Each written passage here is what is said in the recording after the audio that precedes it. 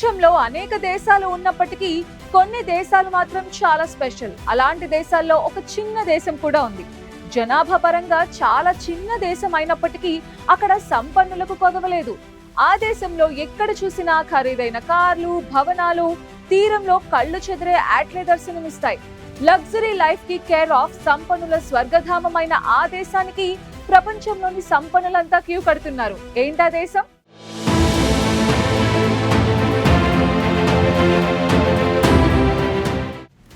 ప్రపంచంలో ఎన్నో దేశాలు ఉన్నప్పటికీ ఒక్కో దేశానికి ఒక్కో విధమైన ప్రత్యేకత ఉంటుంది. కొన్ని దేశాలు సంపన్న దేశాలుగా కొనసాగుతుండగా మరికొన్ని దేశాలు టూరిస్ట్ హబ్గా పేరుగాంచాయి. ఇంకా కొన్ని దేశాలు ఇతరత్రా వ్యాపార వాణిజ్యాలకు కేరాఫ్లుగా నిలుస్తున్నాయి. ప్రపంచంలో ఎన్ని దేశాలున్నా, అందులో ఎన్ని అగ్రదేశాలున్నా కొన్ని దేశాలు మాత్రం తమదైన ప్రత్యేకతను చాటుతుంటాయి. తమదైన ప్రత్యేకతతో అగ్రరాజ్యాలకు సైతం సాధ్యం కాని కొన్ని ఘనతలు సాధించిన చిన్న దేశాలు కూడా ఉన్నాయి. అలాంటి వాటిలో ఒకటి ఇప్పుడు మనం చెప్పుకోబోయే ఒక చిన్న దేశం. అది మరేదో కాదు, ఫ్రాన్స్కు ఆగ్నేయంగా ఉన్న మధ్యధరా తీర ప్రాంతం. అదే మొనాకో. మొనాకో చాలా చిన్న దేశం. అక్కడి జనాభా కేవలం సుమారు 38,000 ఉంటుంది. కానీ ఎక్కడ చూసినా ఖరీదైన కార్లు, భవనాలు, తీరంలో కళ్ళు చెదిరే యాట్లే దర్శనమిస్తాయి.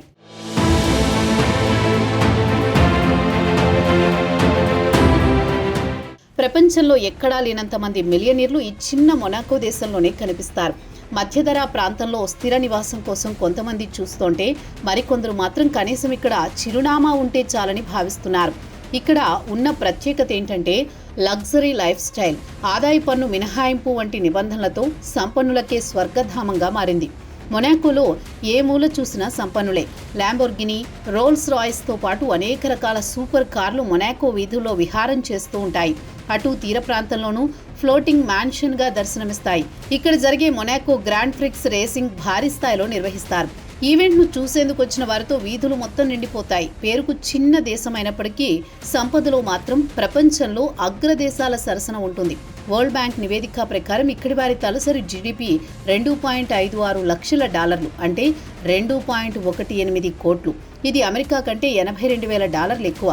మొత్తంగా ఇక్కడ నివసిస్తున్న ప్రతి ముగ్గురిలో ఒకరు సంపన్నులే కావడం విశేషం.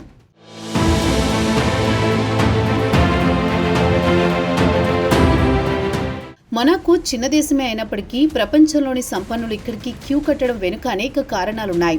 అందులో ముఖ్యంగా భద్రతాపరంగా సురక్షిత ప్రాంతం కావడం, అంతర్జాతీయ స్కూళ్లు, వరల్డ్ క్లాస్ వైద్య సదుపాయాలు, ఆదాయ పన్ను నిబంధనలు ప్రధాన అంశాలుగా కనిపిస్తున్నాయి. మొనాకో దేశంలో వ్యక్తిగత ఆదాయ పన్ను ఉండదు. మూలధన లాభాల పన్ను కూడా లేదు. వారసత్వ పన్ను కూడా చెల్లించాల్సిన అవసరం లేదు.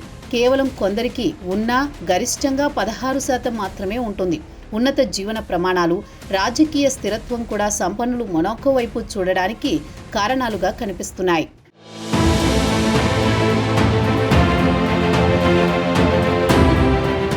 అయితే ఇప్పటి వరకు మనం మొనాకో ప్రత్యేకతల గురించే చెప్పుకున్నాం. కానీ ఇంతటి సంపన్న దేశంగా పేరొందిన మొనాకో 19వ శతాబ్దం మొదట్లో తీవ్ర ఆర్థిక సంక్షోభాన్ని ఎదుర్కొంది.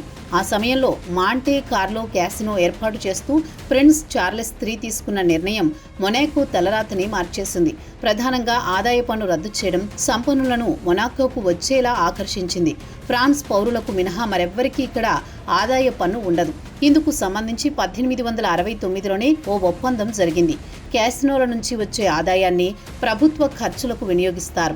రియల్ ఎస్టేట్ పరంగానూ అత్యంత ఖరీదైనది మొనాకో.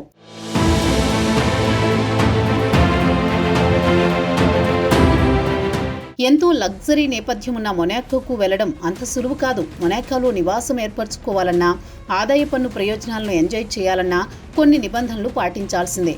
మొనాకోకు రావాలంటే కనీసం 16 ఏళ్లు ఉండాలి. ఎటువంటి నేర చరిత్ర లేదని పోలీసు ధృవీకరణ అవసరం ఉంటుంది. అలాగే మొనాకోలో సొంత ఇల్లు లేదా రెంటెడ్ హౌస్ ఉంటేనే అక్కడికి వెళ్లేందుకు అనుమతిస్తారు. ఇక్కడ ఉండడానికి ఆర్థికంగా బలంగా ఉన్నామని నిరూపించుకోవాల్సి ఉంటుంది. ఏడాదిలో 6 నెలల కంటే ఎక్కువ కాలం ఉండాలి. తక్కువ వ్యవధి ఉండాలంటే అదనపు దస్త్రాలు అవసరం ఉంటుంది. అయితే ప్రపంచంలో కేవలం మొనాకోలో మాత్రమే ఆదాయ పన్ను మినహాయింపు లేదు. UAE, Qatar, Bermuda, Oman, Kuwait దేశాల్లోనూ ఇటువంటి అవకాశాలున్నాయి. అయినప్పటికీ చిన్న దేశమైన మొనాకో మాత్రం సంపన్నులకు నిలయంగా మారింది.